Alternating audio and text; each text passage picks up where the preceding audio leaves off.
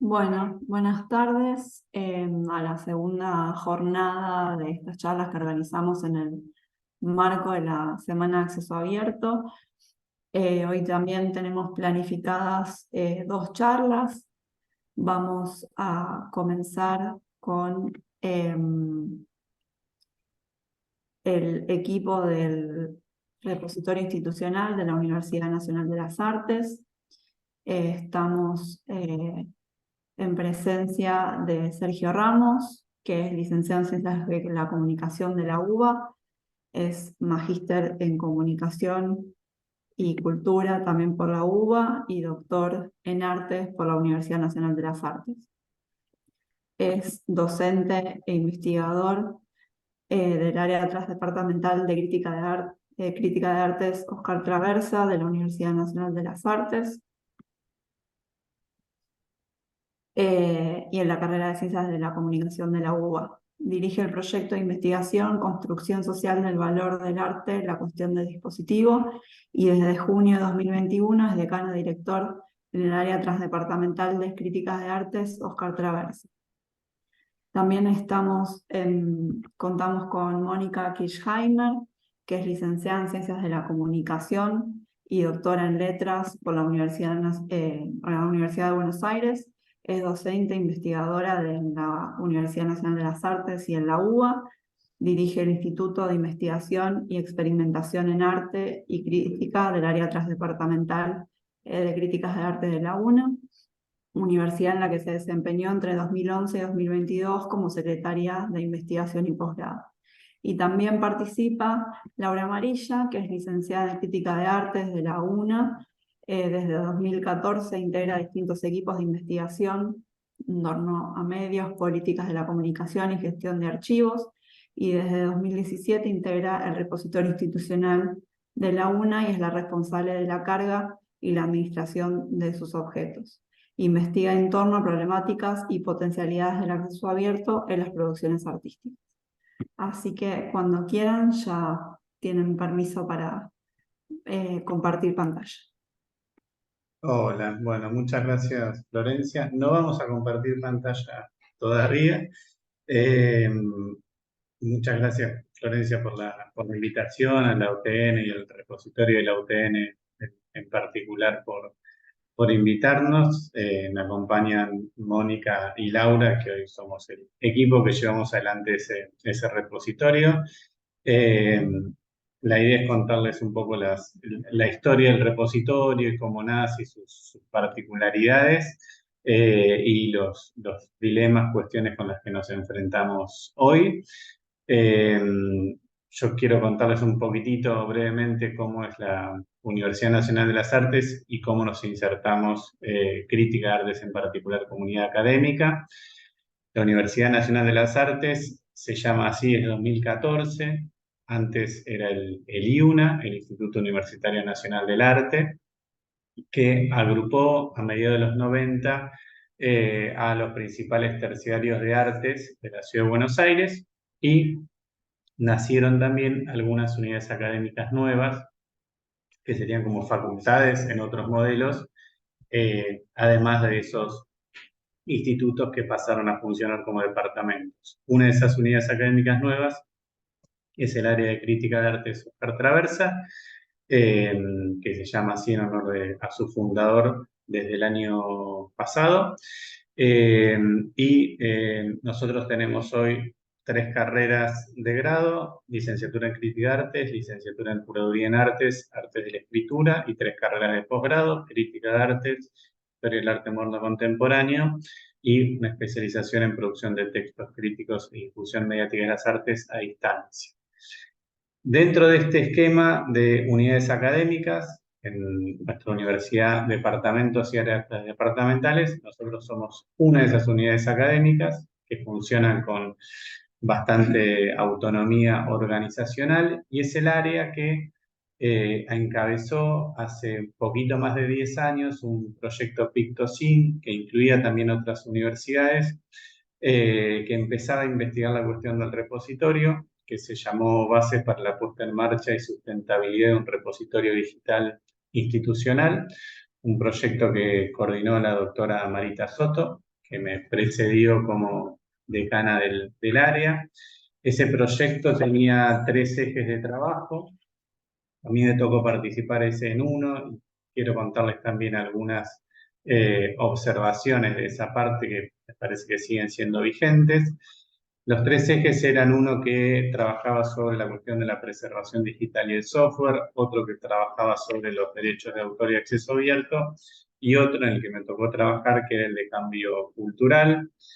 Ahí hicimos, además de una investigación de estado del arte, 21 entrevistas en profundidad con investigadores iniciales, avanzados e informantes claves de diferentes disciplinas, para mirar facilitadores, barreras para trabajar el cambio cultural en torno a los repositorios.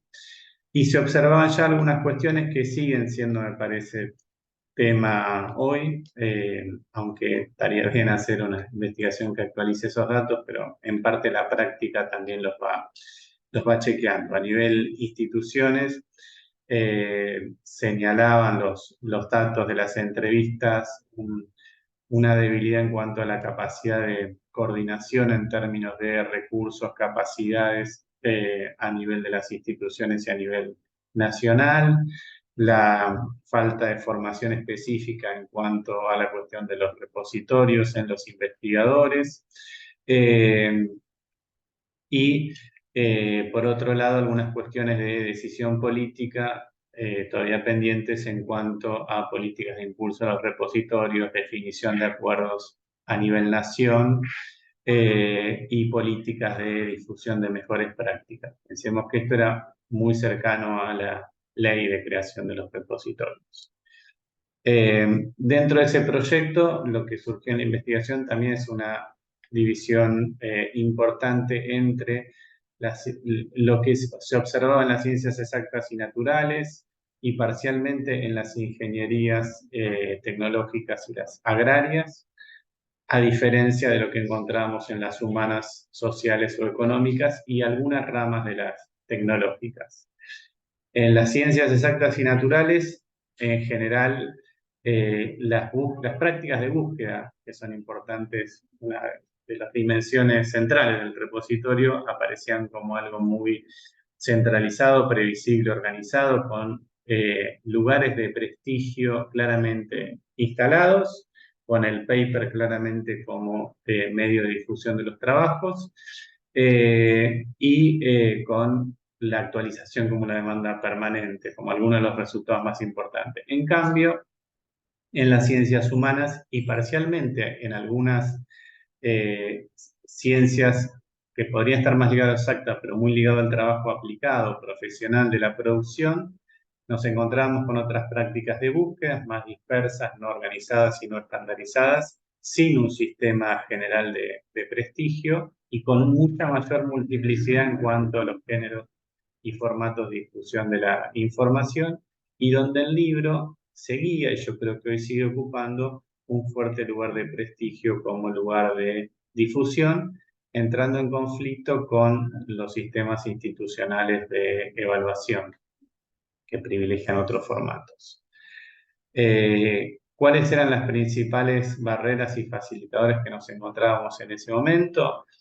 La principal barrera para estimular el uso del repositorio desde la búsqueda es que en general se relevaba como un estado de satisfacción con las rutinas de búsqueda de información, la sensación en la que se encontraba lo que se necesitaba, y que si había sesgo en las búsquedas, en lo que arrojaban los motores, en los sitios, se podía reconocer ese sesgo y trabajar con ese sitio. Del lado de los facilitadores, en el lugar de la búsqueda, aparecía cierta idea de que un repositorio y en la interoperabilidad de los repositorios se podía lograr un mayor contacto con pares nacionales, además de cierta idea de respaldo institucional en los contenidos. La idea específicamente también en ciencias humanas y sociales, en que esa búsqueda dispersa también podía colaborar a una mejor eficiencia en los resultados. En términos de publicación, la principal barrera que nos encontrábamos ahí, y que yo creo que sigue vigente hoy, también pensando en cuanto a los sistemas de evaluación institucional, es que se percibe que poner a disposición materiales en repositorio no es publicar, y lo que necesita el investigador para ser evaluado es justamente publicar, y publicar en un sistema que le permita la validación de eso. Y por otro lado, de la misma manera, la posibilidad del repositorio como difusión podía llegar a ser un aliciente para ser encontrado, aunque también por otro lado podía generar una expectativa medio confusa en cuanto a ser encontrado en términos de esa difusión. Eso en términos generales, en particular en las ciencias humanas en las ciencias naturales y exactas, lo que aparecía como problema en términos de la publicación es el alto costo de la publicación de papers en revistas científicas especializadas a nivel internacional, entrando en contradicción con los fondos específicos para las investigaciones. En ese momento, digo, eso del lado de la búsqueda también no vamos a profundizar, pero también aparecían prácticas y rutinas muy instaladas en términos de cómo saltear el acceso pago. Si bien había conciencia del valor del acceso abierto, en la práctica no terminaba siendo un problema tan grave porque o se recurría a un mail se encontraba el abstract del trabajo, se ubicaba el autor, se rastreaba el mail y se le pedía el trabajo por mail, o se recurría a una página pirata de algún lejano país de Europa del Este para obtener una copia, o se le pedía a un colega de una universidad extranjera, o también a alguien que estaba más inserto en el sistema y tenía una biblioteca con acceso a revistas pagas, accedía ahí, o quizás era un inconveniente práctico porque trabajaba en su casa, entonces tenía que organizarse para el día que iba a la oficina, bajarse las copias que quería. Pero en la práctica concreta no terminaba siendo un problema desde el lado del acceso, las publicaciones pagas. En esto, como vemos, digamos, las prácticas que nos tocan de la producción artística y en ciencias humanas se enfrentan con esa dificultad en términos de gestión de los repositorios, de más abundancia de formato, de otro tipo de dispositivos y medios de circulación, de publicación y de construcción del prestigio. En ese marco fue que empezamos a trabajar con el repositorio, en un equipo inicial que estuvo liderado por Marita Soto, Paula Magaliños, Laura Amarilla y un equipo de becarias que construyó la primera subida. Mónica Kirchheimer se sumó y después se continuó hasta el día de hoy desde el instituto que nos sigue acompañando.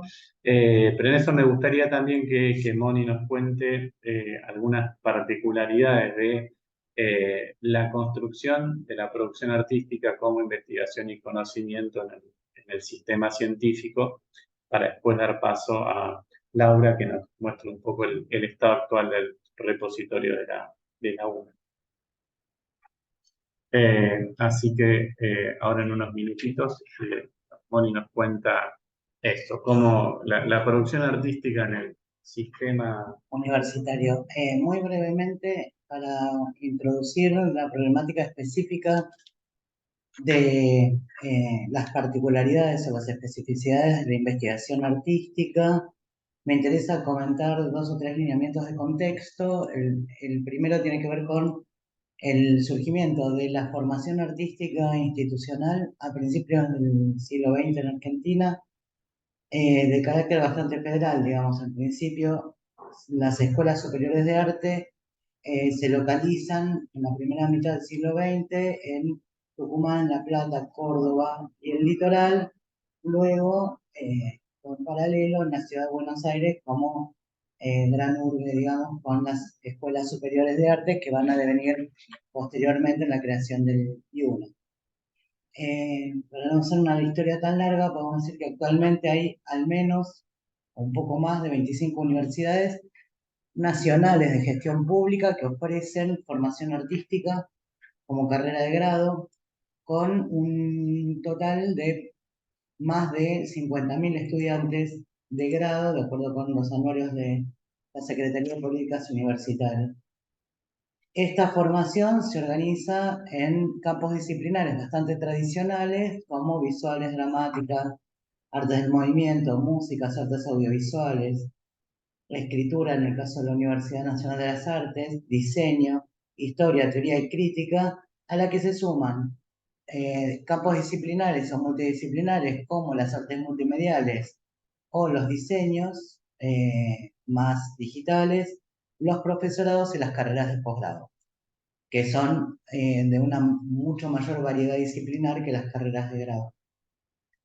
Entonces, lo que nos encontramos en el panorama actual en términos de formación, transferencia e investigación en el campo de la formación institucional artística, cruza, digamos, distintas, o por lo menos dos grandes tensiones que tienen que ver con la investigación y la formación, por un lado, disciplinar y transdisciplinar, vinculada con la experimentación. Podemos decir que esos tres ejes, particularmente, son los que producen un territorio de investigación, no ya sobre las artes, sino desde las artes, y ese territorio de investigación específicamente artístico responde a un modelo, si se quiere, de investigación-creación o investigación a través de las prácticas.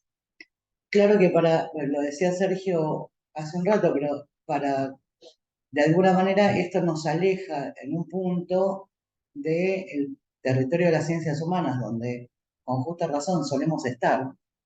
No digo que no somos de las ciencias humanas, pero nuestras metodologías son más experimentales, más innovadoras, más creativas, en términos de la experimentación de lenguajes, materiales y posibilidades de diseño, digamos, y sobre todo resultados, ¿no? La obra de arte como resultado de investigación es algo que recién ahora estamos empezando a discutir un poco más seriamente, pero que estuvo presente y la bibliografía internacional sobre el tema lo trabaja por lo menos hace, no sé, una veintena de años de manera sostenida, aunque no haya del todo logrado acuerdo en el territorio del sistema universitario. Esto va a implicar cosas que va a mostrar Laura, en particular en términos de la naturaleza de nuestros objetos digitales. El repositorio tiene o busca tener, en principio, una variedad que dé cuenta de esa multiplicidad disciplinar, no necesariamente bibliométrica, lo que es un problema. Digo, apenas lo decimos, evidencia el problema que tienen estas producciones artísticas como resultado investigativo, en principio porque son de difícil catalogación, o por lo menos no hay un acuerdo en términos de su catalogación. Por otro lado, la naturaleza misma de los materiales presenta alguna problemática vinculada con qué es lo que deberíamos subir, entre comillas, o registrar en nuestro repositorio. Si bien todas las tesis, que es lo que más nutre, digamos, nuestros reservorios, están acompañadas de un texto escrito. El texto escrito no es lo central en muchas de las tesis de posgrado o en el doctorado o en las carreras de grado, sino que el objeto central de ese recorrido y de ese trayecto investigativo es la obra, ¿no? Y la obra no siempre es asible, no siempre es abarcable o medible. Esto que digo pone, de alguna manera, nos parece en evidencia una discusión que se viene sosteniendo, por lo menos en el ámbito del CIN, desde la transformación del nombre de la Comisión de Ciencia y Técnica en Ciencia, Técnica y Arte. Es decir, la incorporación del término artes en la primera década del siglo a la Comisión de Ciencia y Técnica en el sistema universitario implicó reconocer una pertinencia vinculada con el quehacer investigativo, científico, digamos, a las artes. La discusión en esos ámbitos fue creciendo, primero incorporando el tema, creciendo y sofisticando estas posibilidades hasta que tengamos al final del recorrido algunas, digamos, acciones que reconocen la especificidad. Quiero hacer una sencilla aclaración. Cuando hablamos de investigación sobre artes o para las artes, especialmente cuando hablamos de investigación en artes o sobre artes, de lo que estamos hablando es de la clásica investigación que toma las artes como objeto, es decir, es una investigación básica. Mientras que cuando hablamos de la investigación desde las artes o la investigación artística, estamos pensando en la investigación, si se quiere, por lo menos articulada, que articula investigación básica o aplicada cuando no es directamente investigación aplicada. Por eso yo decía que tal vez el territorio de las humanidades no es el que más se nos parece, sino que tendremos que pensar en campos disciplinares más vinculados con la creación de productos, prototipos, procesos, aunque no sean exactamente ese tipo de resultados que la investigación artística ofrece.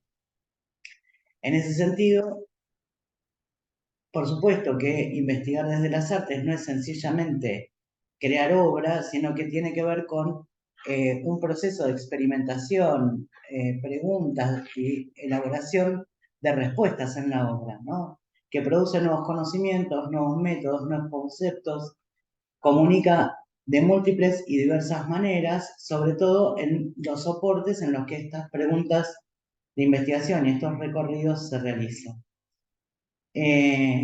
Antes, digamos, en este recorrido, la investigación artística consiguió,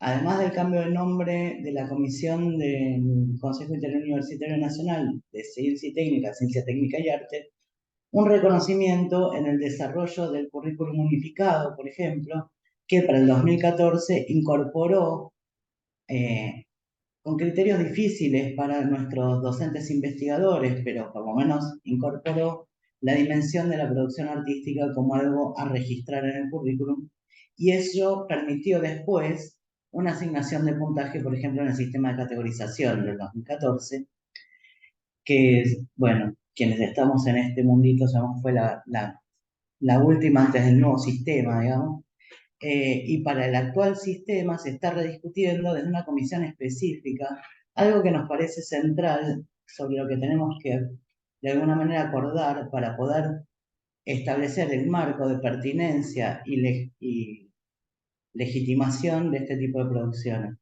Por lo menos indicadores sobre calidad y tipo de producciones, validación entre proyectos y resultados, es decir, una evaluación que permita dar cuenta de esta relación y que los resultados en un soporte no bibliométrico son también resultados investigativos y no solo extensión o una transferencia menor en términos de esos resultados, y por supuesto ello implica establecer o formarnos como evaluadores pertinentes, ¿no? Esas problemáticas siguen estando vinculadas tal vez con esas percepciones que se encontró en el proyecto inicial, del cual partió nuestro repo, digamos, como punto de partida, y que siguen hoy siendo una demanda acuciante de alguna manera, porque el hecho de que este tipo de investigaciones no obtenga el reconocimiento obliga a nuestros investigadores a una suerte de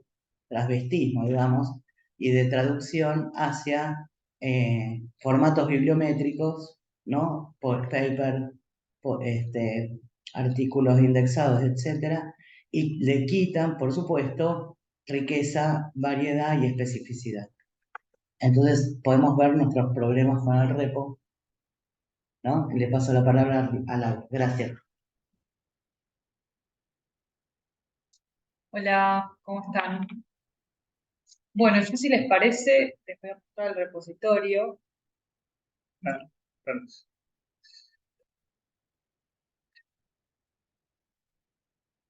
Así mientras tanto, mientras les voy hablando, les voy mostrando, porque voy a retomar mucho de lo que dijo Moni en torno a los objetos que tenemos. Bueno, aquí está nuestro home del repositorio. Estas son todas sus comunidades. Son 9 comunidades, más la comunidad son 9 departamentos, más la comunidad del rectorado. Todas estas áreas tienen dentro las respectivas subcomunidades, que esto es como algo bastante básico dentro de los repositorios que están desarrollados en The Space. Y un poco retomando lo que decía Moni, quiero mostrar lo que sucede específicamente en las tesis de artes visuales, que son tesis que tenemos bastantes cargadas ya de grado, y que sucede esto, ¿no? Como que aparece el paratexto, digamos, de la obra en formato texto, pero nos siempre falta como la obra, ¿no? Como que hay una cuestión ahí de la identidad artística, que justo se llama así, pero digo, de la construcción artística de ese profesional o de esa profesional que no queda archivado dentro de nuestro repositorio, entonces es bastante complejo trabajarlo. Nosotros en un principio nos enfocamos mucho como en el carácter archivo, ¿no? Cargamos muchos objetos, fuimos probando distintos tipos de formato, hemos cargado algunas tesis de artes del movimiento, por ejemplo, que son registros en video de distintas performances que hacían los alumnos, pero bueno, también esto es otra problemática que enfrentamos ahora porque hay que sistematizar, digamos, el registro de estos trabajos como para poder dar cuenta y no que esto sea solamente una cuestión de archivo, ¿no? De depósito dentro del repositorio por una obligación legal, sino más bien como una cuestión de apertura, ¿no? Que aparezca como una plataforma de difusión, que es un poco lo que se viene conversando también en estos espacios de acceso abierto, ¿no? Como la disputa política de para qué sirve un repositorio, más allá de para, digamos, depositar determinados objetos, sino también como plataforma de intercambio, plataforma de difusión. Y creo que eso dentro de lo que tiene que ver con nuestro campo artístico, como las disciplinas que se forman aquí en la UNA tienen que ver un poco con eso, ¿no? Nosotros tenemos tesinas, por ejemplo, de curaduría, que son plataformas que se montan en distintos espacios museísticos, y eso también es difícil de como tomar un registro y de pensar cómo sistematizarlo para que finalmente pueda dar cuenta de ese trabajo, ¿no? Del trabajo de los graduados y de que finalmente son profesionales de las artes. Después otro rol que tuvo el repositorio muy importante en este último tiempo fue la recuperación de la revista Figuraciones, que era una publicación del área de aquí de crítica y había tenido una falla en el servidor, creo yo, había pasado algo con el dominio de ese sitio web, y gracias a que dentro del repositorio estaban todos sus artículos cargados, pudimos hacer la compilación de todos los números y volver a recuperar estas publicaciones que tienen un montón de artículos muy importantes, e incluso algunos que serían de carácter ya irrecuperable porque hay autores fallecidos y demás. No sé qué más tenía que decir, me parece que ya dije todo. En realidad, nada, a mí me parece que es muy importante estos espacios. Siento que le agradezco mucho a Flor por invitarnos porque me parece que estos espacios de conversación, digamos, más allá de lo que se expone, brindan como una posibilidad de que podamos problematizar determinadas cosas entre personas que trabajamos dentro de los repositorios y que estamos como muy metidos en esas problemáticas que quizás no sé, no están tan popularizadas o no están siguen siendo como de un rasgo como muy específico. Sí, no, agrego, y por ahí Laura va a agregar sobre lo que yo agrego. Yo empezaba diciendo que nosotros somos una unidad académica dentro de la universidad. Eh, digo, las personas que más le pusieron el cuerpo al repositorio, Moni y Laura, tienen como la historia también de esas dificultades para crear las rutinas institucionales en cada unidad académica, incluso la propia, para que esos trabajos tesis lleguen al repositorio, en términos siempre como de incentivo. Digo, no hay nada normado que obligue, o por lo menos no se adaptaron reglamentos para obligar a una tesis investigadora que esté ahí. Entonces es todo un trabajo de incentivo. Y también cosas que fueron surgiendo en la práctica de las dificultades y las diferentes formas de organizar materiales. Vos querías mostrar algo de extensión también, si yo no Sí, sí. por ejemplo, ¿no? Cómo uno puede trabajar con diferentes tipos de materiales que van más allá de la tesis o el paper. Sí, un poco también es algo que venimos hablando en los últimos encuentros que hubo así de acceso abierto, esto de que tiene que ver con la conexión con la comunidad, ¿no? Que no solamente es una conexión entre colegas, un repositorio, sino también que abre la puerta a que cualquier persona pueda googlear el nombre de un artista o el nombre de alguien que vio, que le parece interesante y que pueda aparecer este tipo de materiales, incluso para docentes o para, en este caso, este curso de extensión se llama Diseño de Materiales Didácticos para el Aula y tiene varios registros que son más allá del texto, tiene varios registros de ejercicios. Entonces eso lo que permite también es generar material didáctico y distintos disparadores, ¿no? Para quienes hagan la consulta. Pero sí es cierto que es algo que hemos trabajado mucho, el tema de categorías, eso que decía Sergio es así, en una primera instancia, que fue una gran carga masiva de objetos, no atendimos tanto a las cuestiones de metadatos, se hizo como la carga de metadatos base y después se tuvo que hacer una depuración de eso, se hizo una depuración de categorías, porque empezamos a tener problemas con los niveles de generalidad de esas categorías. Y bueno, hubo que tomar decisiones, más allá de que a quién le parezcan bien o no, digo, se hizo como un consenso sobre determinadas cuestiones y después se tuvo que trabajar de cara al cambio de todos esos metadatos antes de que el volumen de los documentos que tenemos en el repo siguiera aumentando. Pero bueno, quedan un desafío grande, ¿no? Como de sistematizar y de pensar lo interdisciplinar, las cuestiones de las unidades académicas, ¿no? Como que cada unidad académica tiene objetos muy específicos y es muy difícil, digamos, pensar como según cada tesis y cada trabajo, un reglamento específico, digo, como tendría que haber algo muy básico, pero a la vez no todo por ahí se termina adaptando a eso y habría que ver el nivel de especificidad eh, de cada, de cada normativa de cara a esto, a que nos envíen los trabajos, ¿no? Los distintos trabajos de investigación, los trabajos de grado, hay trabajos de extensión, hay muchos libros también. El área de artes visuales este año envió varios libros eh, que tenemos acá en publicaciones. Hay 3 libros, hay otro por cargar también. Y la verdad que en estos últimos tiempos estuvimos avanzando bastante en la interacción con las distintas áreas y como en esa coordinación. Pero bueno, hay como una cultura que alimentar, que hay que, no sé si imponer, pero bueno, como compartir, ¿no? Para que, estimo que esto es una problemática que quizás atraviesa también a otras universidades, pero bueno, nuestros objetos son como más complejos, entonces es como que se le agrega además de... Son distintos.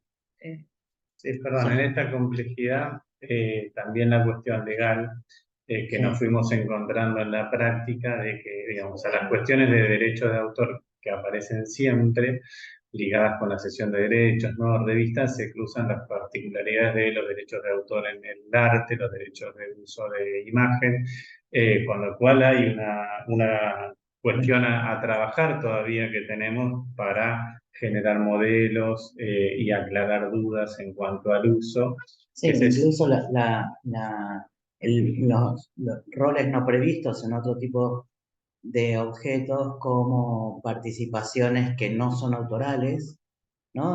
Alguien participa de la obra performática que queda registrada, entonces qué sesión, ¿no? A quién le corresponde, quiénes son los performers, quiénes son los autores, cómo se cede la imagen.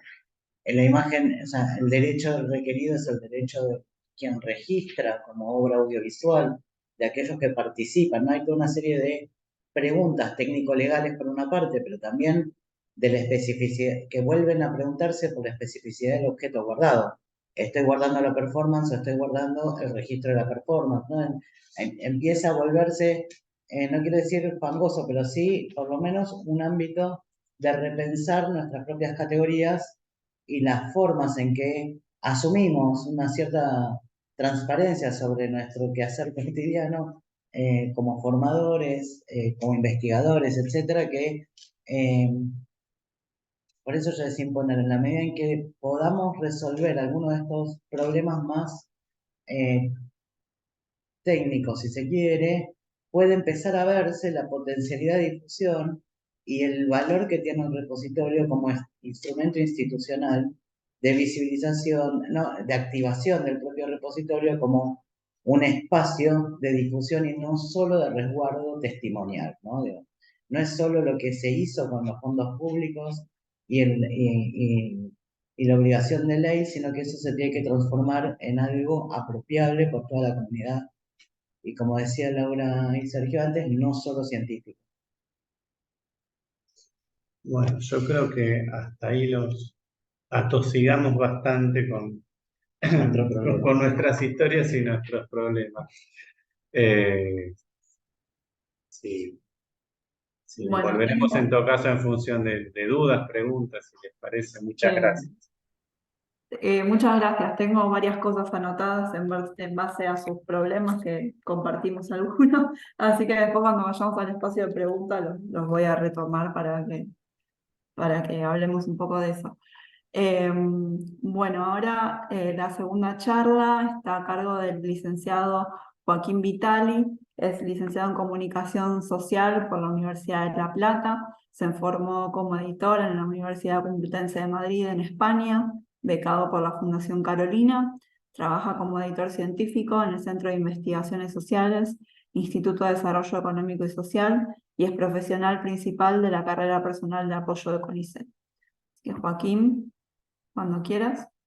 Bueno, hola, ¿cómo están? Bueno, yo vengo a presentarles ahora un Power y hablar un poco de lo que es el acceso abierto y las publicaciones, ¿sí? Las publicaciones científicas, las revistas, principalmente pensar, o sea, estuve como punteando y desarrollando un poco, contextualizando entre lo que es la situación latinoamericana y Argentina en particular, tal vez, en comparación con algunas propuestas de acceso abierto que se manejan en el norte global, digamos, ¿no? En los países centrales. Entonces, bueno, voy a compartir el Power y voy a empezar a contarles un poco. Bien, a ver.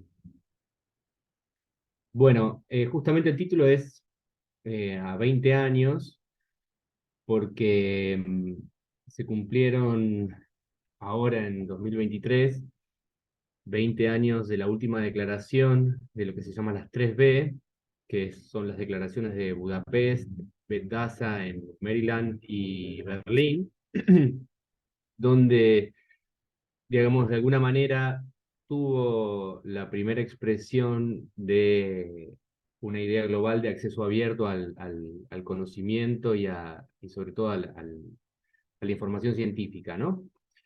Justamente en Budapest, del 2001, que es, dicho sea de paso, fue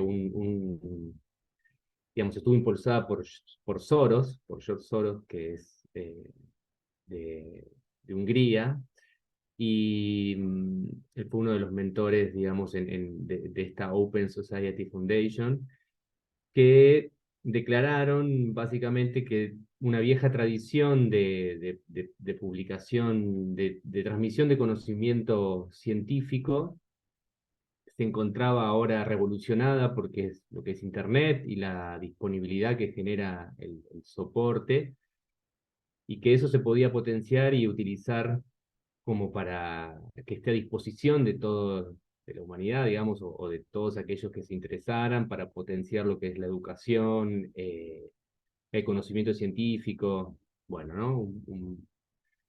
Como una idea muy, nada, muy altruista, por decirlo así. A esa declaración vino después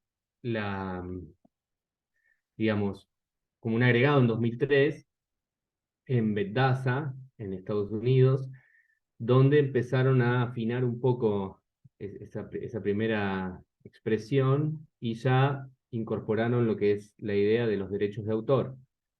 ¿Sí? Lo que se propuso en esta reunión, que justamente eh, resalto ahí que eran todos digamos, todos los que participaron en Estados Unidos, del Reino Unido y de Alemania, propusieron que los derechos de autor de esos trabajos también fueran libres, ¿no? Digamos, que de alguna manera ellos, los autores, también garantizaran digamos, que se podía acceder a sus trabajos libremente, ¿sí? Por eso mismo también incorporaron, justo que estaban comentando la gente de los repositorios, que una copia de esos trabajos con todo el material complementario quedara archivado en un repositorio de una institución académica, ¿sí? Después de esa declaración de Bethesda, donde digamos, de alguna manera se afinaba lo que eran los derechos de autor, las licencias, digamos, por decirlo así, de acá, no sé si por ahí han escuchado o han visto en algunas publicaciones las licencias Creative Commons, que justamente son las que se utilizan para publicar los artículos en acceso abierto, surgen, ¿no? de este impulso. Luego tenemos la Declaración de Berlín, que también fue el mismo año, donde ya se propone lo que es el conocimiento científico, la información científica como un patrimonio cultural, ¿sí? Y para hacer posible eso, también se pronuncian en función de que, digamos, de alguna manera se debe garantizar lo que son los dispositivos para poder acceder a esa información. Por eso agregan, ¿no? Que lo tengo destacado ahí, que tiene que ser sustentable, interactivo y transparente, y el contenido de las herramientas del software deben ser libres y accesibles y compatibles. Esto podemos relacionarlo de alguna manera también con lo que es el software que se utiliza ahora y cada vez más para las revistas de acceso abierto, que es el Open Journal System, ¿sí? Está, digamos, alineado con esta idea de un software libre y, digamos, administrable por quienes quieran llevar adelante una publicación en acceso abierto. Muy bien, esto fue las primeras, o sea, las declaraciones canónicas de lo que es el acceso abierto en Internet, y solo, digamos, a partir de algunos trabajos, algunas lecturas, digamos, hay bastantes comentarios de cómo ese tipo de acceso abierto se contextualiza en Latinoamérica, ¿sí?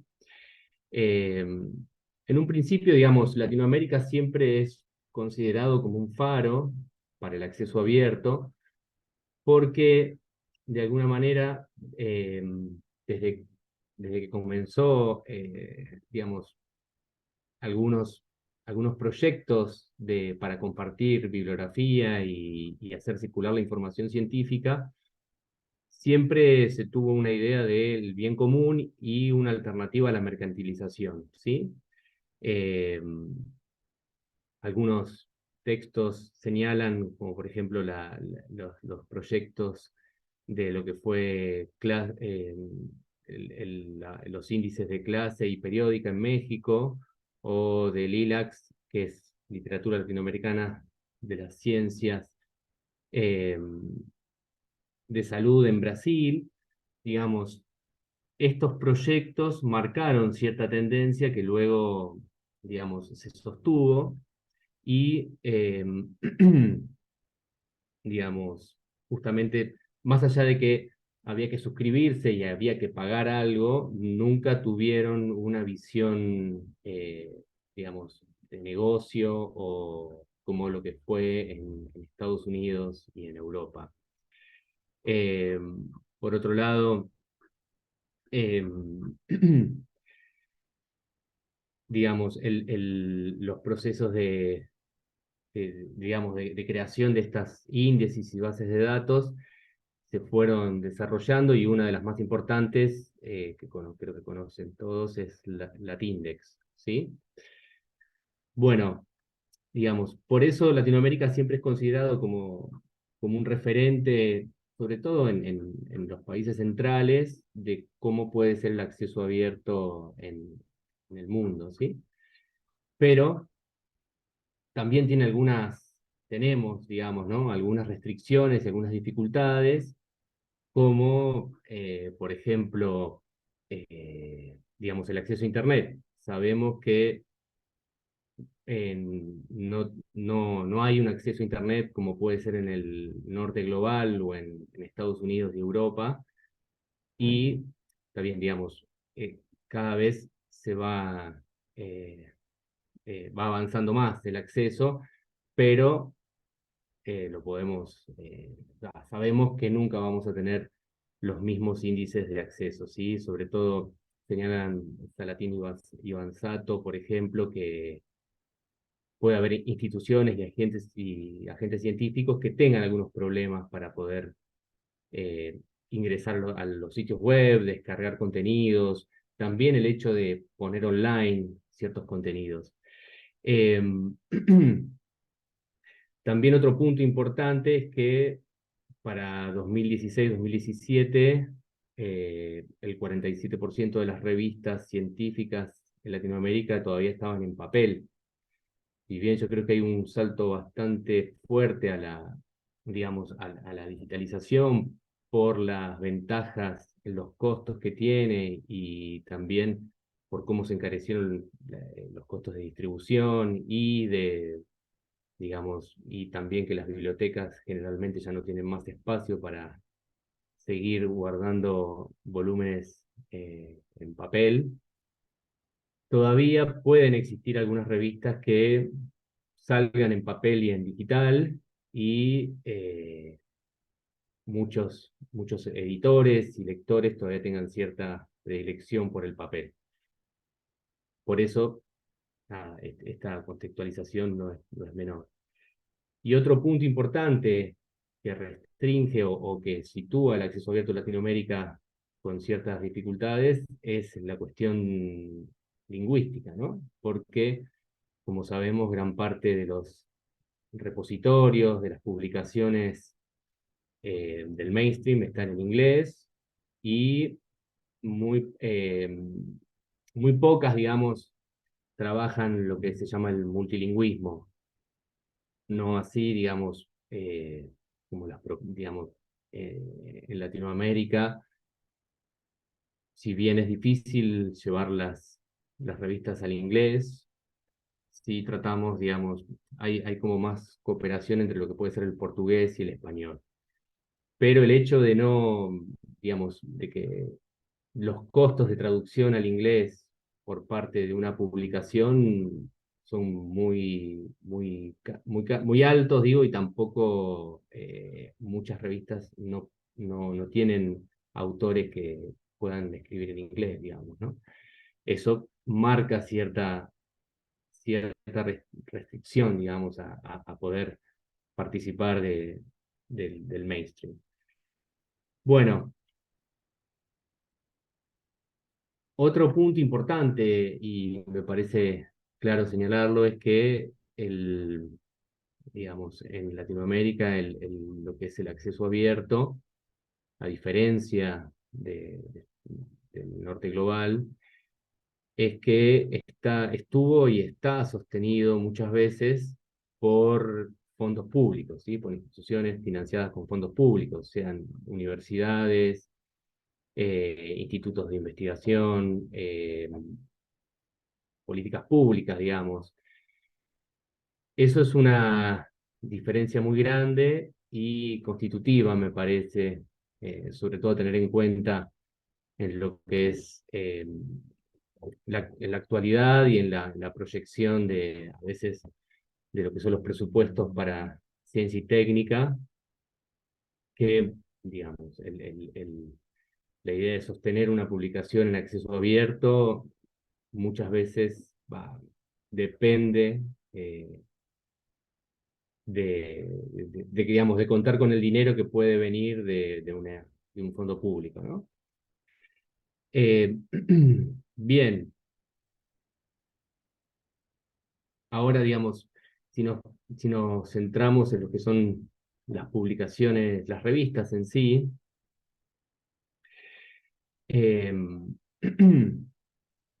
pensando también en lo que son las 3B y en lo que fueron las declaraciones, tenemos que, disculpen,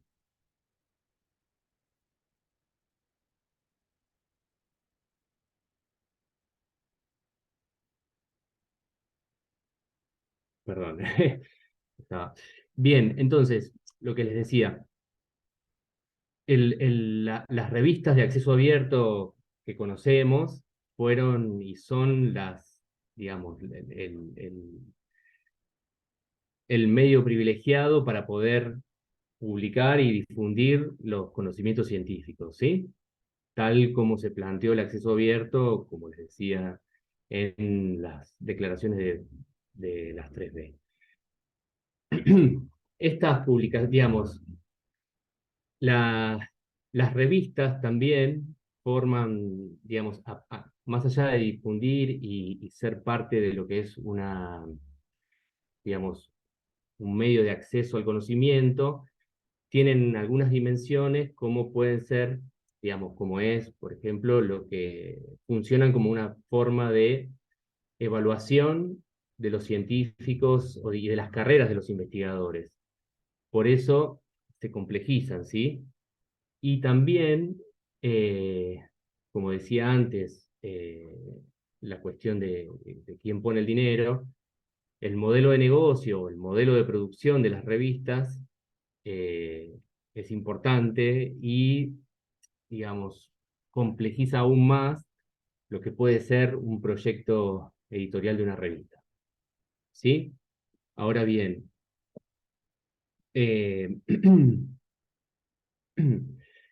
muy bien, ¿qué pasa digamos, con esta idea de que el conocimiento y la información científica esté accesible y, digamos, y pensada como para que cualquier persona pueda acercarse y tener ese conocimiento?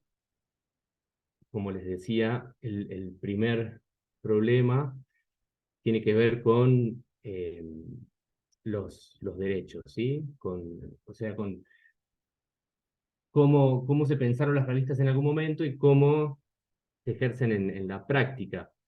Porque, por ejemplo, hay un autor, Aguado López, que señala que los repositorios institucionales, como recién señalaban, podemos encontrar muchas tesis, conferencias, materiales educativos, pero hay muy poca cantidad de artículos científicos.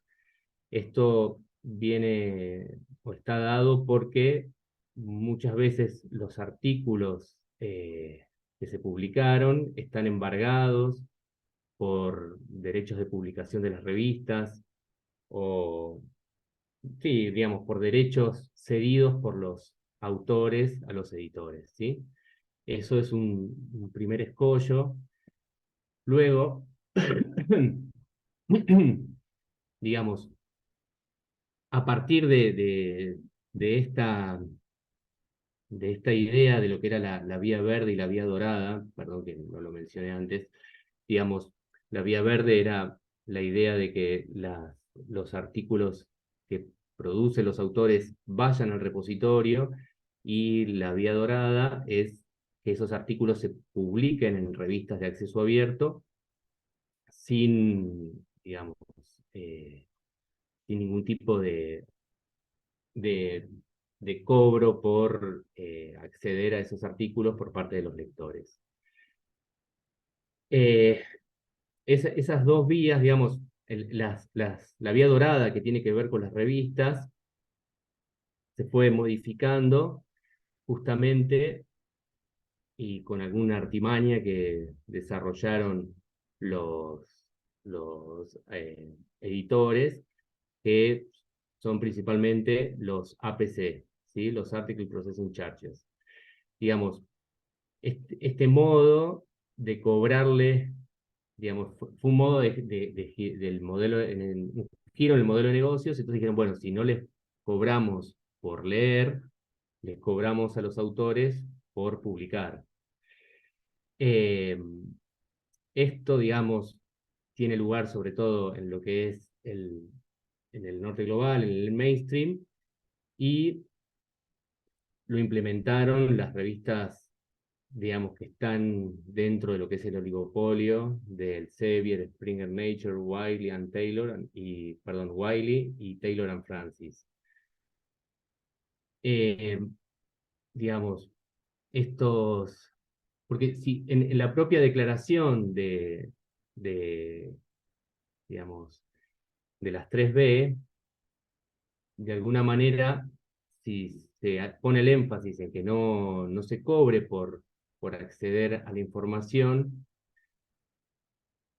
se deja como una puerta ahí para que de alguna manera el dinero venga de otro lado. Y también, bueno, lo vamos a ver con el plan S que voy a comentar un poco.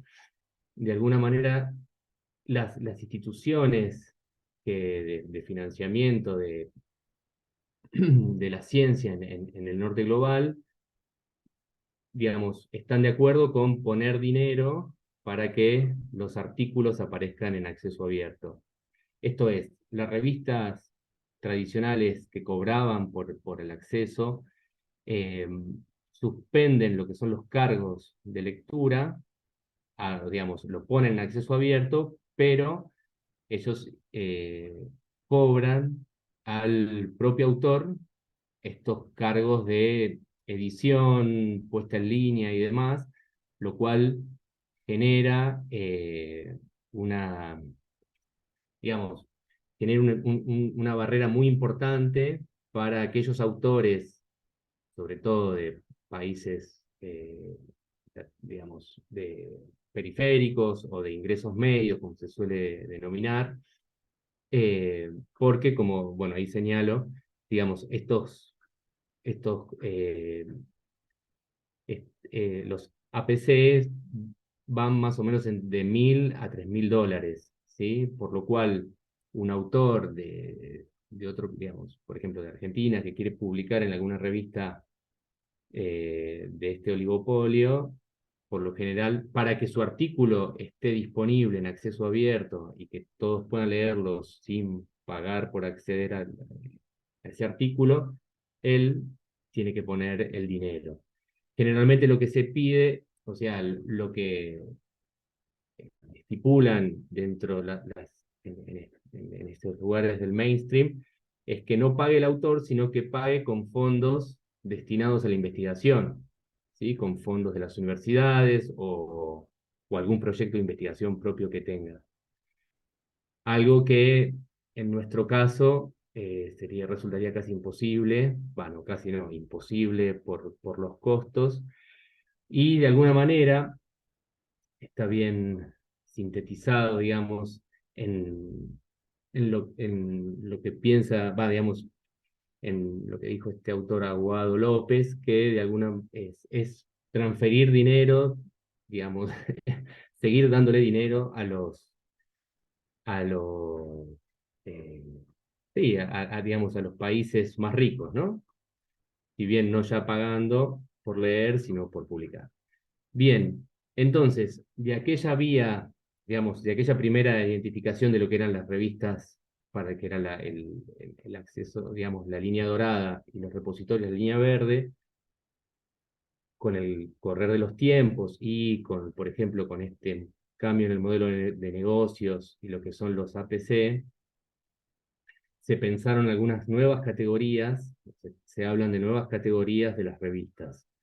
¿Sí? Acá las sintetizo.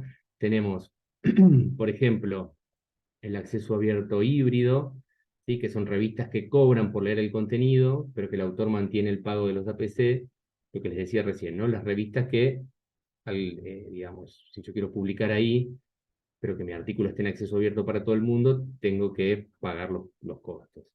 Después hay algunas revistas que se las denomina bronce, que son revistas en acceso abierto, pero que no tienen una claridad respecto a las licencias. Digamos, si luego se reutiliza el artículo que yo pongo a disposición de la revista, se compila en otro tipo digamos, de libro o de publicación que cobra por acceder a esa información. Digamos, por eso se la denomina bronce, porque no es claro cómo va digamos, a proceder, ¿no? En el futuro. Después está el acceso abierto en negro, que esto es digamos, utilizar el Sci-Hub o algún tipo de, digamos, de medio no lícito para poder acceder a la información científica, que de hecho hay algunos estudios que dicen que muchos científicos que utilizan lo que es Sci-Hub no, digamos, bueno, lo que podemos pensar todos, que no es algo que esté equivocado, ¿sí? O que sea algo ilegal. Y después tenemos las denominadas publicaciones depredadoras, que son revistas que por lo general tienen, digamos, tienen un objetivo comercial de ganar dinero y muchas veces no engañan digamos, falsean lo que pueden ser la revisión por pares o algún tipo, digamos, o algunos estándares que generalmente tienen las revistas académicas y que, digamos, lo simulan en función de poder vender esos artículos y obtener dinero. Por eso se llaman depredadoras. Muy bien. Luego tenemos un tipo de publicación que es la que, por ejemplo, creo que se extiende para las revistas universitarias e institutos, que es el acceso abierto diamante. Este caso es que no cobran por leer los artículos, tampoco se tienen cargos por procesamiento del artículo o por la publicación. La institución editora, o sea, quien digamos, maneja esa revista es una universidad, un departamento académico, un instituto de investigación. Utilizan las licencias Creative Commons, digamos, que dejan en claro que se puede reutilizar y, digamos, de qué manera se puede reutilizar ese artículo. Y también buscan promocionar el multilingüismo, ¿sí? Digamos, no es que todas las revistas puedan garantizar lo que es una traducción, pero sí, por lo general aceptan trabajos en otros idiomas, ¿no? Lo que establezca la revista.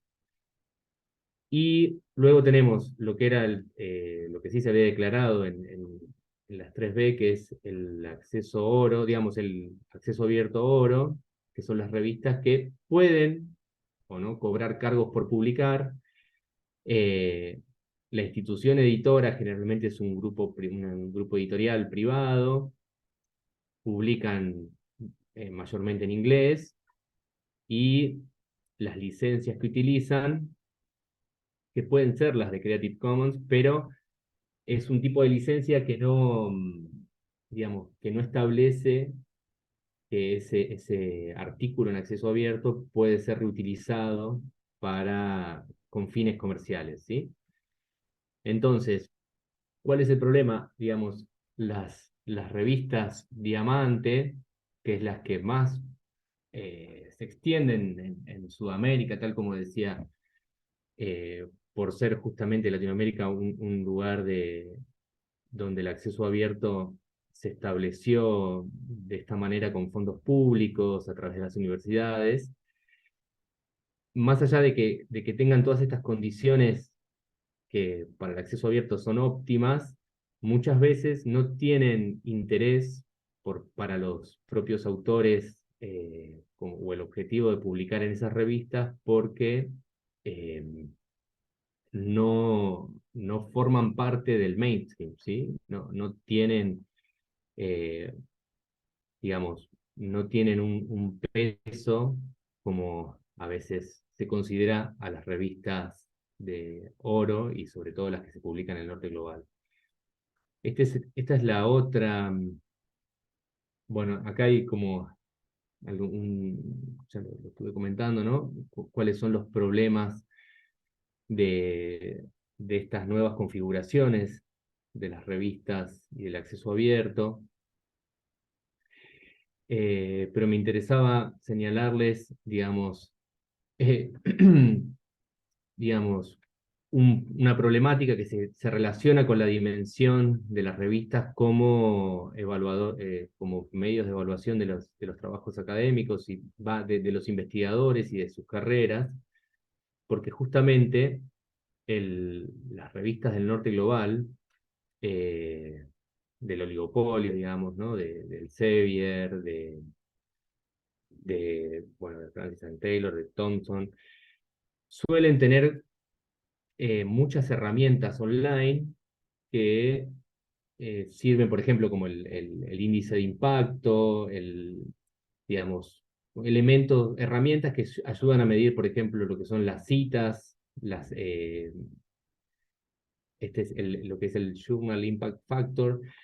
Digamos, son herramientas construidas a partir de los grupos editoriales que tienen las revistas, por lo cual, digamos, se generan su propio prestigio y su propia necesidad, por lo cual, cuando muchas veces en Latinoamérica o de acuerdo también al tipo, o sea, al tipo de carrera científica, me refiero a si es sobre todo en ciencias exactas y en ciencias duras, se suele mirar estos índices o estas herramientas para ver el desempeño de los investigadores, suele ser peligroso porque, digamos, estos elementos de medición suelen estar relacionados con, como les decía, ¿no? Con los propios editores de las revistas, por lo cual si no publicamos en la revista en la que,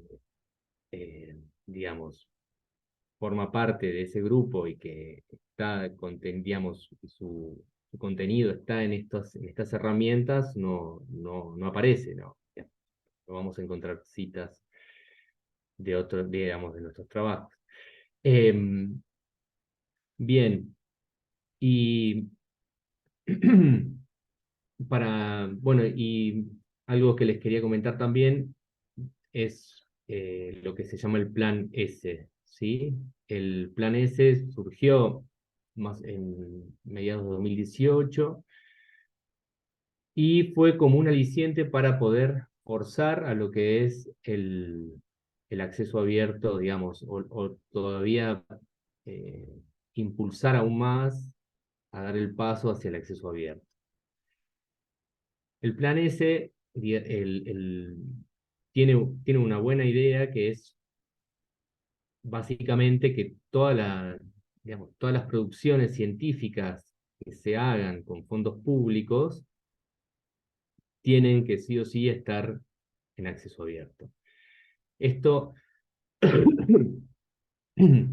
digamos, es, como les decía, es una buena idea porque justamente lo que hacían las revistas o los oligopolios editoriales, digamos, toman los trabajos de autores que son investigadores, por lo cual los cargos y los procesos de edición no son tan costosos, digamos, en el sentido en que no tienen que pedirle a los autores que escriban o que desarrollen temas, sino que ya tienen la materia prima, digamos, bastante desarrollada. Lo único que tenían que hacer es darle una adecuación de estilo y ponerla online.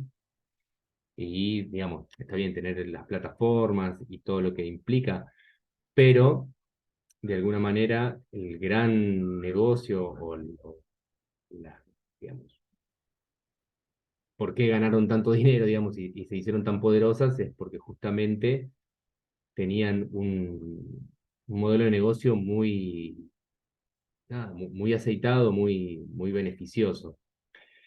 Este plan S lo desarrollaron en Europa y de alguna manera propuso que, digamos, algunas condiciones que tienen que tener las revistas y deseables, digamos, para poder publicar, ¿sí?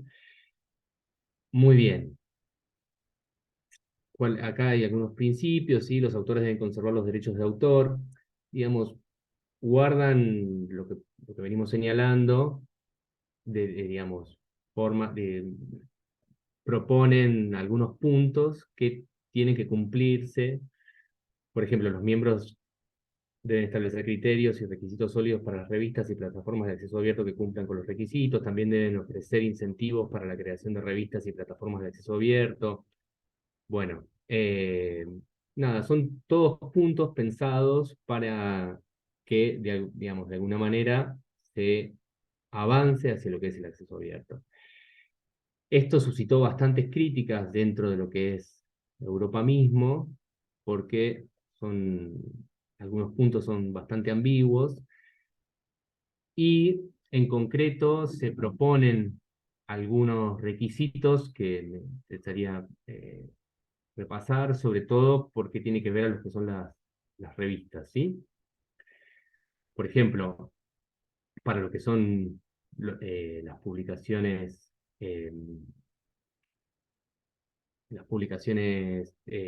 periódicas, por ejemplo, dice que tiene que tener estándares de revisión de calidad siguiendo las normas COPE, que digamos, es un comité ético de publicaciones que generalmente se nombra y que tiene su sitio web abierto, público.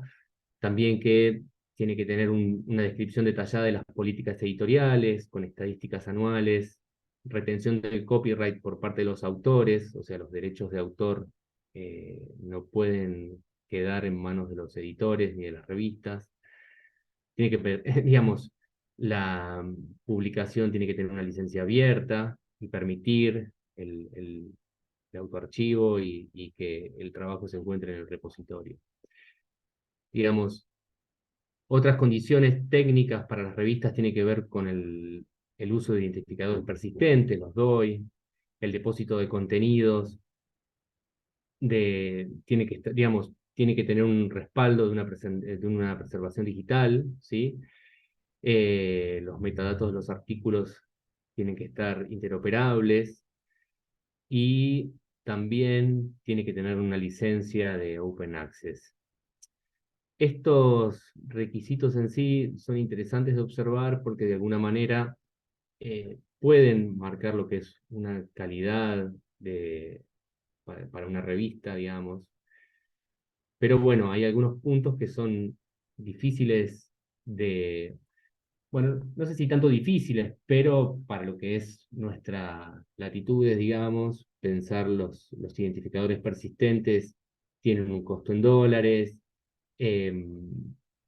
Por ejemplo, tener un respaldo de los archivos en preservación digital generalmente es un servicio que también se paga en dólares. Eh, bueno, digamos, me parece que hay como vuelvo a la idea de que algunos lineamientos no están mal, pero están pensados en términos de, de países ricos, digamos, ¿no?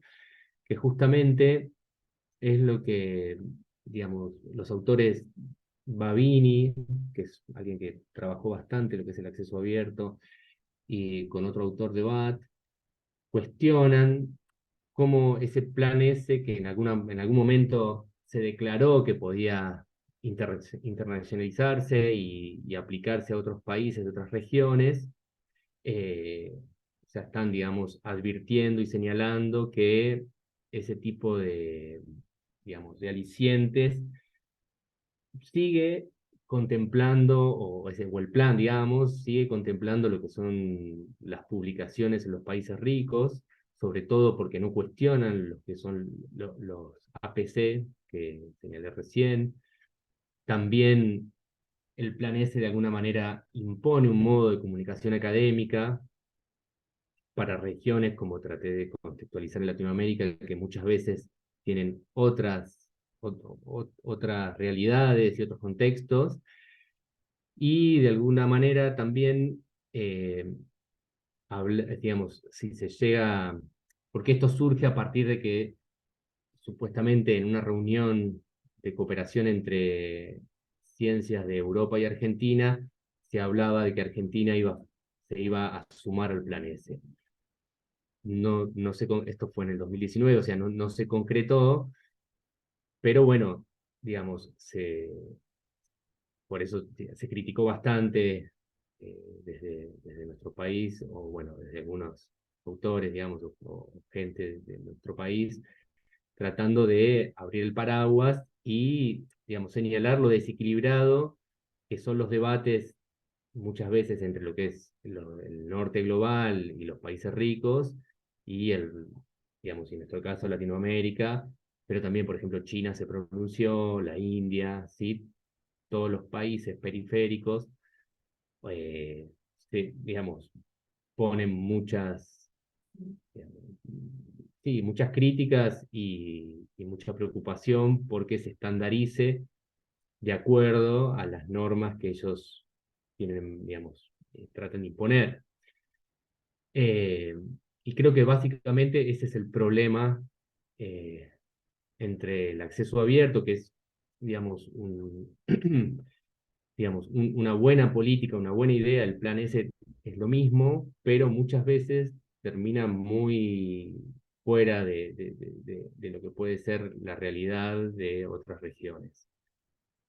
Y finalmente, quería traer dos reflexiones después de lo que es digamos, de lo que estuve comentando, ¿sí? Que, digamos, Latinoamérica tiene otro tipo digamos, se van dando en temporalidades distintas lo que es el avance científico, y también la estructura de comunicación de la ciencia, ¿no? Y lo que decía recién, como esta diferencia se pierde o no se contempla muchas veces en las discusiones sobre lo que es el acceso abierto. Y también rescatar y volver a subrayar que, por ejemplo, para nuestra región, para Latinoamérica, la idea del acceso abierto siempre está ligada y sostenida por lo que son, digamos, los fondos públicos, ¿sí? Digamos, si no hubiese, digamos, en el caso donde yo trabajo, que es en el Instituto de Desarrollo Económico y Social, que depende de CONICET, digamos, si por fuera del apoyo de CONICET y del propio instituto, que es una organización no gubernamental, no habría posibilidades de sostener y de mantener revistas. Por lo cual, al no tener financiamiento privado, el acceso abierto queda como muy ligado a lo que son las políticas públicas y las universidades y otros organismos de financiamiento público. Bueno, eso es todo.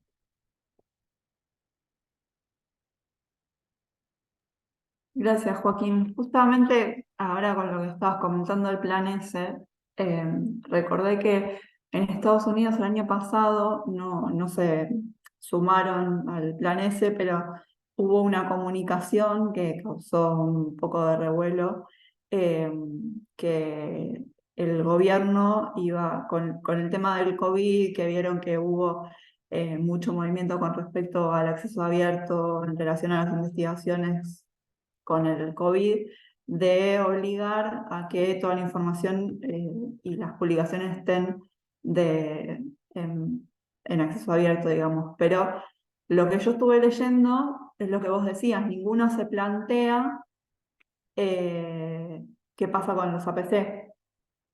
Es como que es un debate que ni siquiera se tiene. Leí creo que una sola nota que se plantea quién se va a hacer cargo de esos APC, porque dice que el dinero que reciben los investigadores lo tienen que sacar de ahí en vez de utilizarlo para investigar o nuevas tecnologías y qué sé yo, lo tienen que destinar a pagar los APC.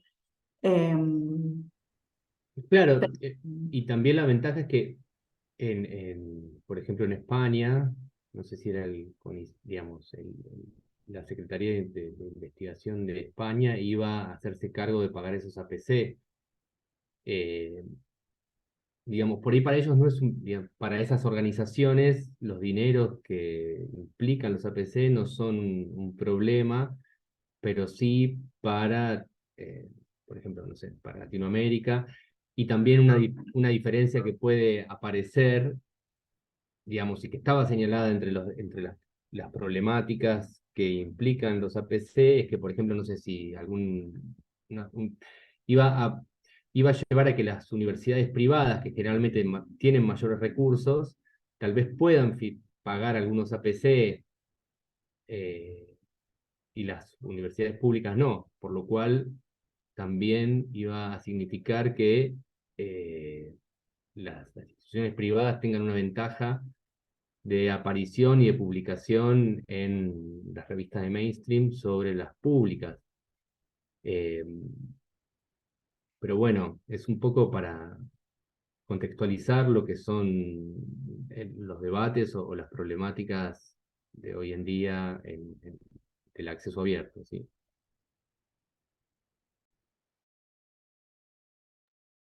Bien, después, volviendo a lo que hablaban desde el repositorio de la UNA, claramente, si bien estamos en distintas especialidades en nuestras universidades, las problemáticas se comparten, porque el tema de la cultura organizacional que hablaban ustedes, de ir formando a las otras unidades académicas con respecto a los beneficios del acceso abierto, el beneficio en las publicaciones, el repositorio, es algo que a nosotros nos pasó desde que creamos el repositorio hasta ahora, todavía seguimos trabajando con eso, así que bueno, esa es una problemática en común. Y otra con los derechos de autor, que ustedes hablaban de las obras, las cuestiones de derechos de autor que les van surgiendo, bueno, a nosotros también nos pasa que hay algunas carreras que producen software, producen, por ejemplo, fórmulas químicas, y con eso también hemos tenido cuestionamientos acerca de esto, lo hacemos abiertos, lo usamos para patente. Eso es una cuestión que surge bastante seguido. Perdón, sí, intervengo entonces. Sí, hay un lugar donde yo creo que la producción artística se acerca mucho a las tecnológicas, cuando uno piensa en disponibilizar de verdad, digamos, lo que se produce, ¿no? Lo decía Moni, ¿no? Como entra el prototipo, por ejemplo, en un repositorio. Y en eso sí, es un laburo de comunicación y de cultura, y el otro que es más organizacional y que también lleva su tiempo y que al sistema en general le faltan todavía cosas, es cómo uno va haciendo una normativa, circuitos para que eso entre en un circuito de publicación. Pero en esto, teniendo en cuenta que es un trabajo dentro de un contexto que todavía le falta discusiones para favorecer eso. Cuando presentaba Joaquín, digamos, todo el recorrido hasta terminar la actualidad, también charlamos acá, bueno, la cuestión de los evaluadores, ¿no? Como los evaluadores, las evaluadoras y ese trabajo oculto, ¿no? Que finalmente el laburo de la, digamos, Joaquín decía en algún momento, es la plataforma, es tener ese lugar de preservación, la edición, y organizar el trabajo de la evaluación. Finalmente es donde termina siendo un punto crítico también de los repositorios. Si el investigador tiene que decidir entre trabajar, digo, en el contexto además del sistema científico argentino, que si bien ha crecido en los últimos años y ha mejorado la situación, siempre hay mucho esfuerzo y trabajo por hacer. Si tenés que elegir entre trabajar para publicar y obtener la categoría que requerís, o trabajar para preparar tus materiales para el repositorio, que finalmente no incide en tu evaluación, finalmente la presión de la realidad te lleva a laburar para publicar en una revista. Digo, estas cosas es donde me parece todavía hay mucho trabajo para hacer, porque implica trabajar en múltiples dimensiones, en lo legal, en los circuitos, en la cultura, en la comunicación, en el marco de esas discusiones nacionales e internacionales que bien traía Joaquín como contexto para discutir esos efectos también impensados, ¿no? Sí. En qué medida ciertos cambios no reforzaron en algún momento pagar para publicar. Eso quería comentar. Y yo les quería preguntar cómo entra el repositorio en revistas del área, por ejemplo, arte críticas, que tienen producción de estudiantes. Eso ¿están publicando en el repositorio? ¿Lo ven como algo que pueda llegar a ser del flujo de trabajo del área? Nosotros estamos en este momento como reorganizando a partir de la experiencia de lo que pasó por configuraciones, repensando todo eso para ver, digamos, también generando esa coincidencia de que en un punto el repositorio va a seguir existiendo dentro de 150 años, ¿no?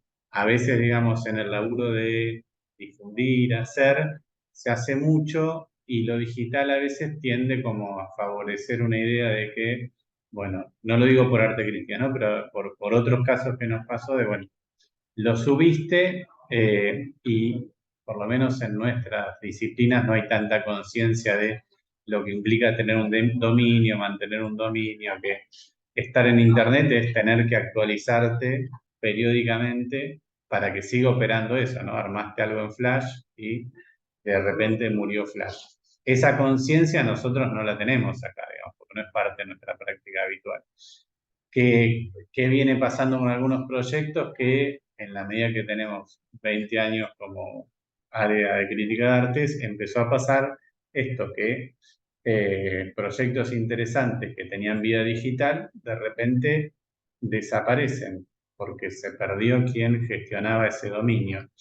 Entonces, en estos, diría, 2 años para acá, han sido un laburo de buscar y concientizar para pensar que el repositorio es eso, es lo que va a garantizar la preservación de acá al fin de la humanidad. Digo, hay que laburar con ese optimismo de que si uno quiere que eso esté, el lugar para que perviva y quien toma la responsabilidad de la preservación como institución es el repositorio.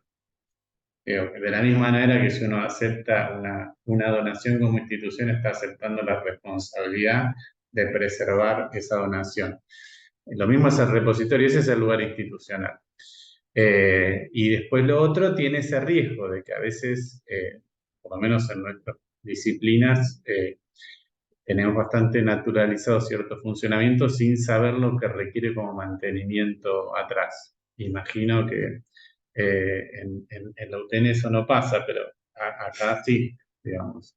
Bueno, lo pusiste ahí y nadie piensa el laburo de mantenimiento que hay que tener si uno quiere que eso tenga una preservación. Bueno, con arte críticas pasó un poco lo que pasó con figuraciones a mucha menor escala, porque obviamente los trabajos no eran trabajos de investigación, no eran ensayos algunos nada más, y eran producciones de estudiantes. Pero sí se quiso recuperar la página cuando se perdió el dominio anterior, que se diseñó un WordPress, digamos, nuevo, que eso es algo que coordina la cátedra, y se usó lo que ya estaba dentro del repositorio para recuperar aquellas cosas que son más atemporales, ¿no? Por ahí no reseñas de obras que ya no están en vigencia y que no tendrían mucho sentido, pero sí se recuperaron entrevistas con personalidades de la cultura y del arte que están... nada, que estaban bien como memoria, digamos, de trayectoria de la revista, y para eso también sirvió el repositorio, que es lo que dice Sergio, ¿no? Como que si no hubiera estado en el repositorio, eso tampoco se podía recuperar, y un poco pasó eso, y ahora, bueno, la idea en general es mantener por lo menos esto, ¿no? Como estas cosas atemporales, que las entrevistas y estas cuestiones que son como más reseñas de libros, que no hablan tanto de lo que está pasando en el momento, porque en la cátedra se trabaja mucho con obras y cosas que están están sucediendo, digamos, en el hoy, pero sí como a modo de archivo pensar como estos otros artículos, y para ponerlos en el repositorio. Bueno, perfecto.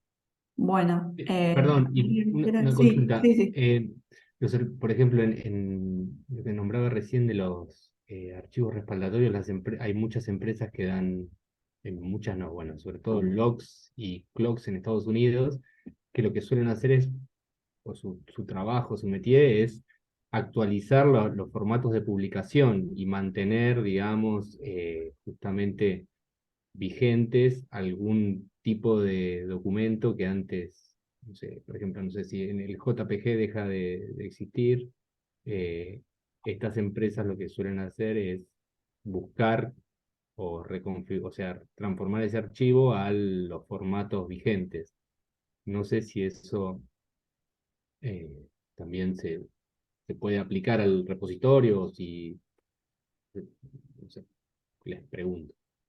Nosotros no nos ha pasado así, porque el repositorio es bastante nuevo, digamos, de tener 8 años, sí, y me parece que ya con los requisitos, al manejarse con un sistema ya estandarizado, por lo menos hasta ahora no tuvimos ese problema, pero sabemos que esa responsabilidad está.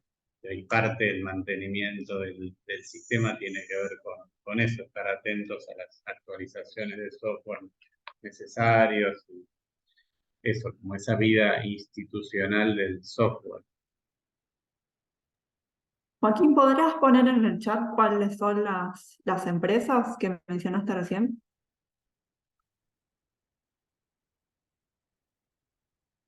Bueno, ¿alguien más quiere hacer alguna pregunta?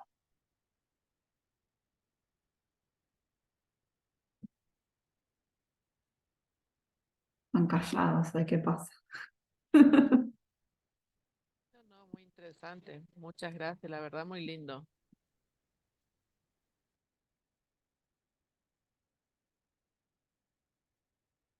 Y la verdad que sí, todos tenemos algún temita con el repositorio y es como que tienen que valorar el trabajo que uno también va haciendo. Las bibliotecas hacemos mucho trabajo en el repositorio para mantenerlo, para que se visualice. Así que bien, nosotros seguimos por nuestro lado también promoviendo el acceso abierto. Así que bueno, felicitaciones también para ustedes. ¿Puedo hacer una preguntita? Sí, Silvana. Sí, es general, digamos, o para todos. Yo explicándole a mis compañeras sobre el acceso abierto y demás, siempre uno explicándole a otro encuentra preguntas que este aspecto nunca lo había considerado. Estamos subiendo al RIA material de gente viva, digamos. No sé si hemos subido material de gente fallecida en nuestra regional, que estamos nuevas, que estamos incursionando en esta temática. La pregunta que me hacían ellas, y si es alguien fallecido, ¿se puede subir? como buscando el paralelismo, como pasa con las leyes de autor, digamos, para la publicación escrita tradicional. No sé si me sabe alguien responder esa pregunta, si les respondo a ellas, porque me la hicieron ellas y la verdad que me dejaron pensando. Sí, tienen que cumplir con la ley de propiedad intelectual, que son, si es material escrito 70 años posterior a la muerte del autor. O sea, en vez de, obviamente, como autora falleció, tenés que pedir permiso a los derechohabientes para poder hacer uso de ese material, que seguramente sean los hijos. No porque sea una persona que haya fallecido, si falleció dentro de los plazos de la ley de propiedad intelectual, no porque esté fallecida podés hacer uso de ese material, sino que tenés que pedir el permiso a los derechohabientes. Bien, bueno, o sea que es lo mismo que la ley, digamos. Sí, Para- sí. bien. Sí, sí, porque eh, no deja de ser una publicación, si bien no usamos el término publicar, no deja de ser otorgar un acceso y poner en público un material sobre los que ustedes no tienen derecho. Claro, Bien, es la familia la que tiene el derecho, o sea, a ellos hay que solicitarle. bien. Gracias. ¿No?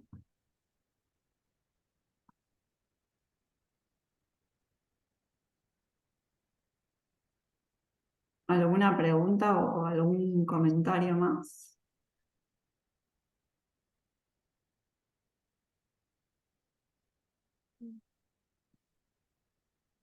Bueno, les vuelvo a agradecer a Joaquín, a Sergio, Moni, Laura por sumarse y participar el día de hoy. Nos sirve mucho a nosotros abrirnos también hacia afuera para poder conocer otras experiencias, conocer otras trayectorias, conocer otros repositorios, sobre todo a mí me interesa el de Laguna porque es un repositorio prácticamente único en el país.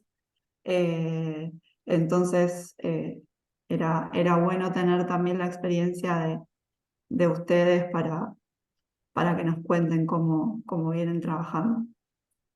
Muchas gracias, Florencia, a vos por la invitación, a Joaquín por compartir la mesa y a todos, todas que escucharon ahí del otro lado. Espero que les haya resultado de interés y a disposición para cualquier consulta estamos.